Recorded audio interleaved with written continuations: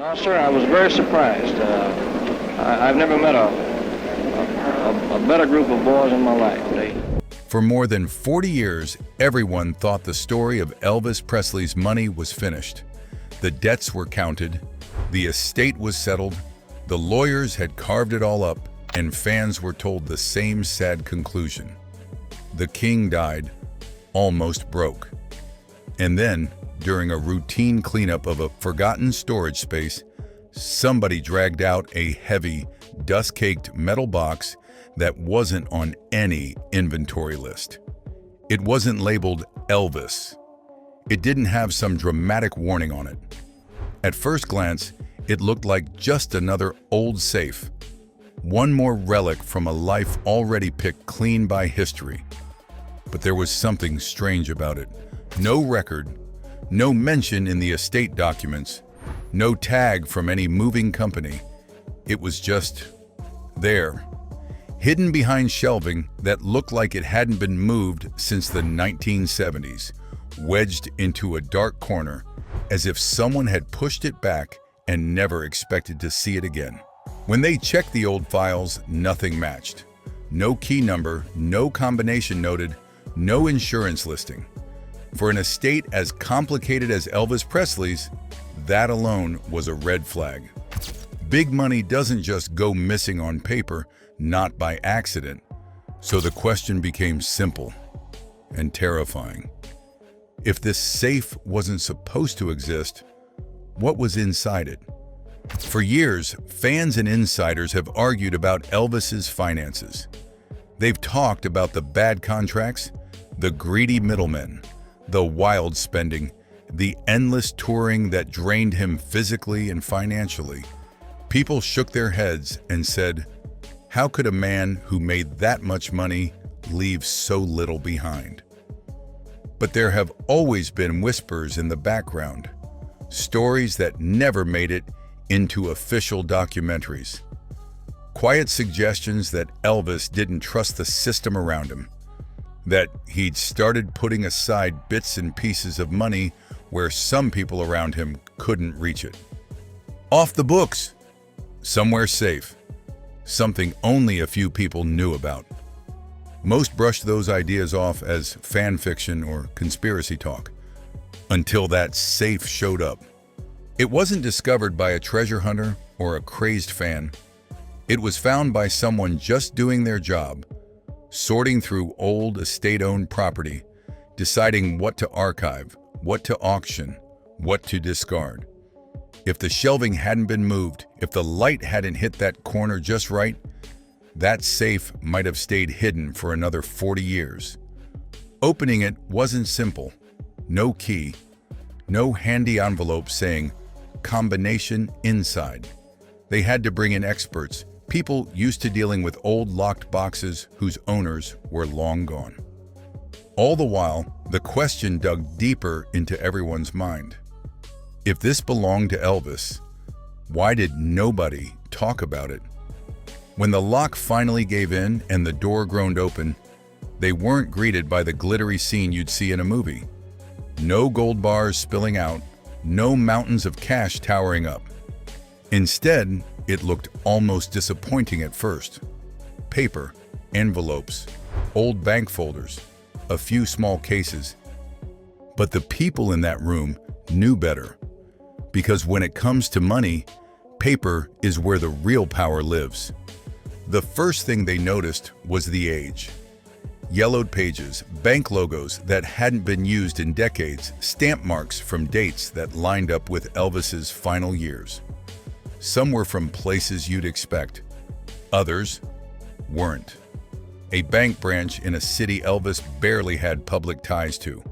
A name on an account that didn't match any official document, but matched a nickname only his inner circle used. Then came the writing.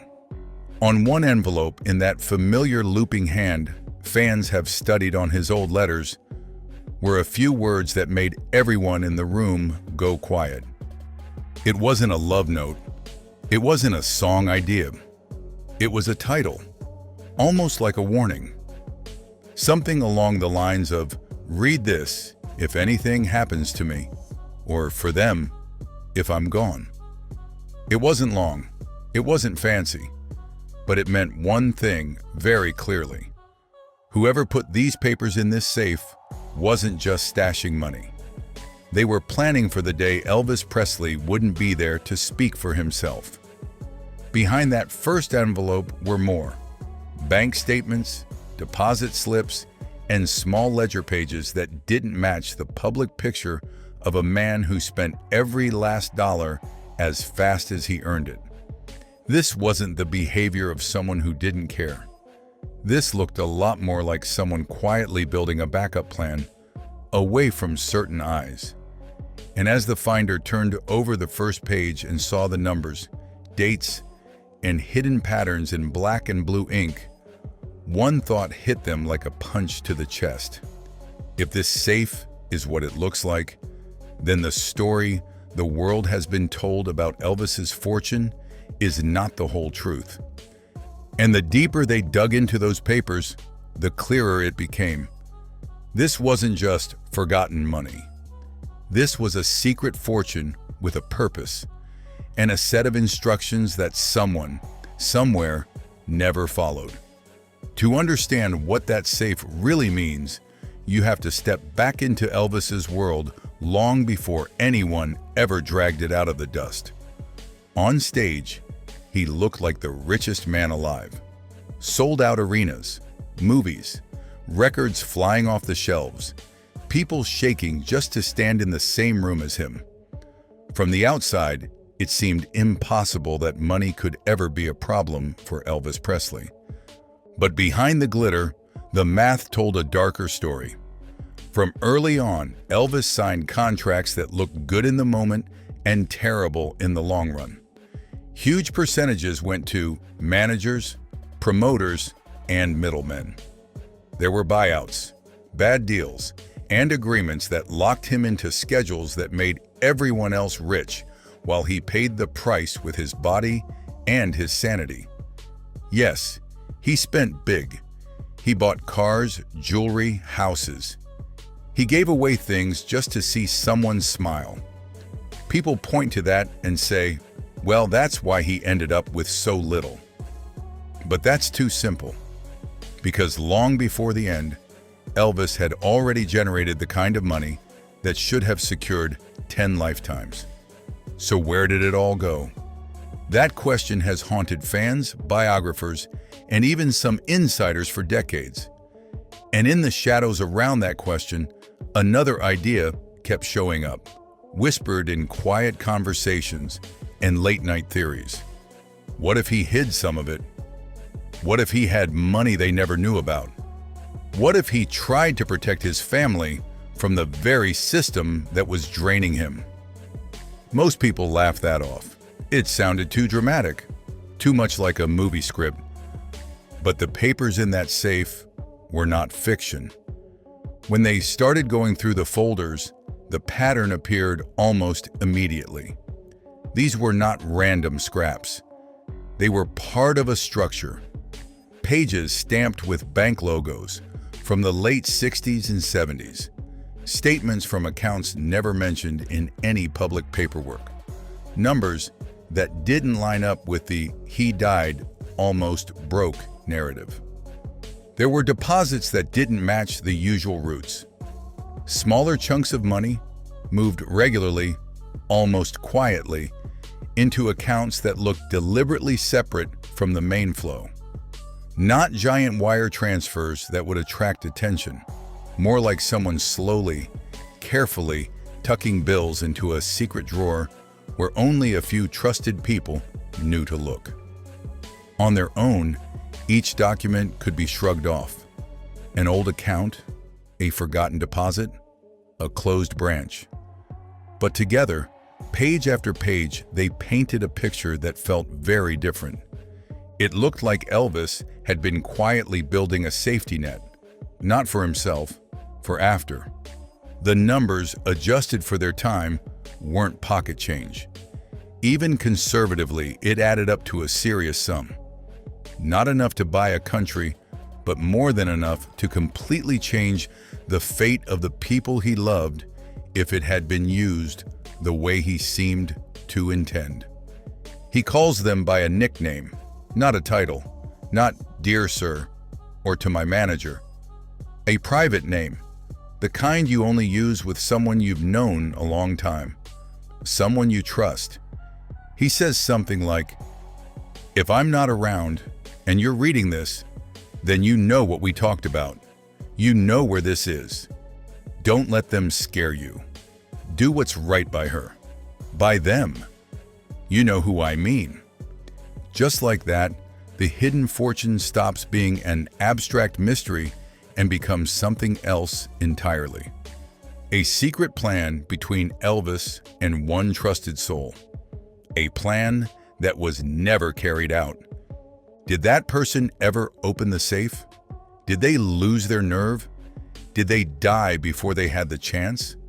Were they pressured, threatened, or convinced to let the official estate machine do its thing, while this quiet safety net sat in the dark, gathering dust?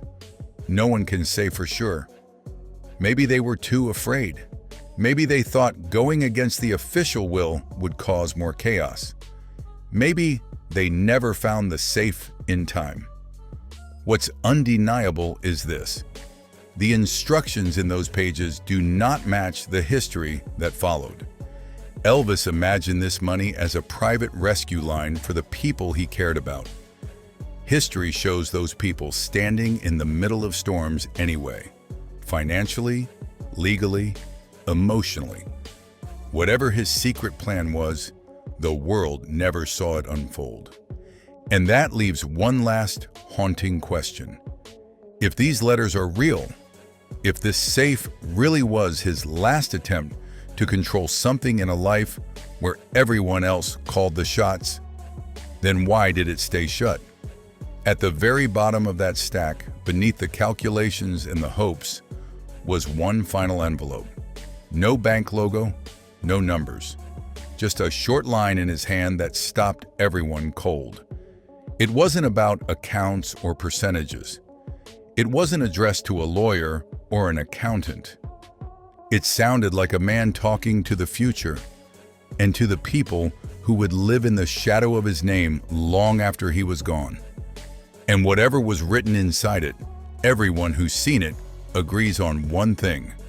This wasn't Elvis, the superstar, speaking.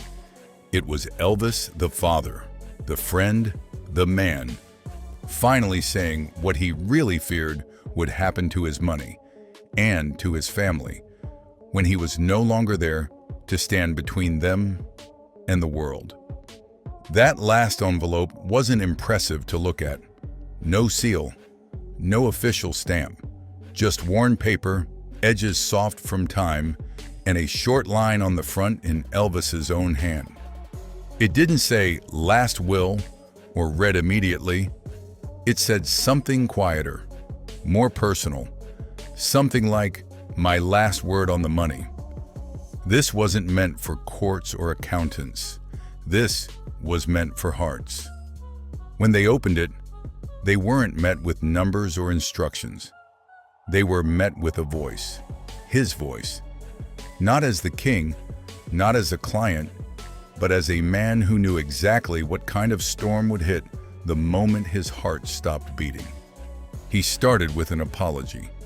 Not for his fame, not for his mistakes, for the trouble he knew was coming. He wrote about the fights he'd already seen over smaller things: cars, favors, credit, control.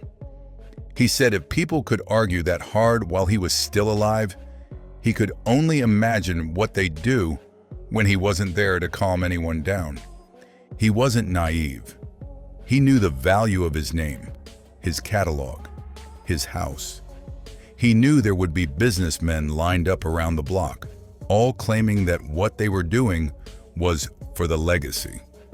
He knew lawsuits and meetings and deals would come like vultures to a carcass. What he didn't want, what he begged against in that letter, was simple. Don't let them tear each other apart over what I leave. He didn't talk about charts or awards. He talked about his child, about watching his own family go through hard times, about seeing money twist love into something ugly, about how the thought of the people he loved fighting over the size of their slice of Elvis Presley made him sicker than any tour schedule ever could. He wrote that the hidden money, the accounts, the bonds, the quiet reserves were his way of trying to soften the blow. His way of making sure the people he truly cared about would never have to go, hat in hand, to the same people who had bled him dry while he was alive. He wanted them to be able to say no. No to bad deals, no to pressure, no to anyone who tried to use his name to control them. But there was something almost prophetic in the way he wrote. He didn't sound confident it would all go according to plan. In one paragraph, he admits he can already feel his control slipping, that papers and promises seem to matter more in the eyes of the law than a man's word. Maybe they'll follow this, he wrote. Maybe they won't. But at least I said what I wanted while I still could. That line stings now, because if you know what happened after he died, the battles, the financial strains, the sales and resales of pieces of his world, you can't help but feel the weight of that maybe. His fear became reality. The hidden fortune stayed hidden. The people he tried to protect still ended up in the crosshair of lawyers, companies, and contracts. The very thing he tried to guard them from rolled forward anyway, like a train nobody could stop. So what does that make this safe, these letters, this stash of money and hope? It's not just a headline. It's not just a cool story about a secret Elvis fortune. It's evidence of something we don't talk about enough. The boy from Tupelo, who became the king of rock and roll, knew he was a business as much as he was a man. He knew that once he was gone, the business side would be ruthless. And in the middle of all the gold records and sold-out shows, he was still sitting alone at night, trying to protect his family from the monster built on his own name. That's the real heartbreak locked inside that safe. It's not just that there was money nobody knew about, it's that there were wishes nobody honored, fears nobody listened to, love that never got all the way to where it was meant to go. And now, all these years later, when you hold that letter up against the history that followed, you see the same tragedy that ran through his life. Elvis gave more than anyone realized, and the world took more than it ever should have. So what should happen now if these letters and accounts are real and recognized? Legally, that's for experts to fight over. But emotionally, morally, that's simpler. At the very least, the world should know that Elvis wasn't reckless with everything. He wasn't careless with everyone. Behind the stories of wild spending and bad deals was a man quietly trying to make sure his child and the people he trusted wouldn't be swallowed whole by the machine that chewed him up. The hidden fortune, in the end, is about more than cash. It's about a father trying to reach into a future he knew he might not see. It's about a friend trying to repay loyalty in a world where loyalty is cheap until money's involved. It's about a legend who never stopped being human, even when everyone around him treated him like a walking brand. You can argue over who should get what. You can debate who knew, who didn't, who failed, who tried. But one thing's hard to deny. The man who filled stadiums and changed music forever also sat alone with a pen in his hand, worrying about the same thing every working parent worries about. What happens to them when I'm gone? And maybe, just maybe, the most respectful thing we can do with that truth is simple. Remember Elvis Presley not just as the king on stage, but as the man behind the safe. The man who tried, in his own imperfect way, to protect the people he loved from the price of being Elvis. If you could speak to Elvis today, what would you tell him about how his story has been handled? Comment your thoughts and your favorite Elvis song below. And if you want more deep, human stories behind the legend, hit subscribe and help keep his real legacy alive.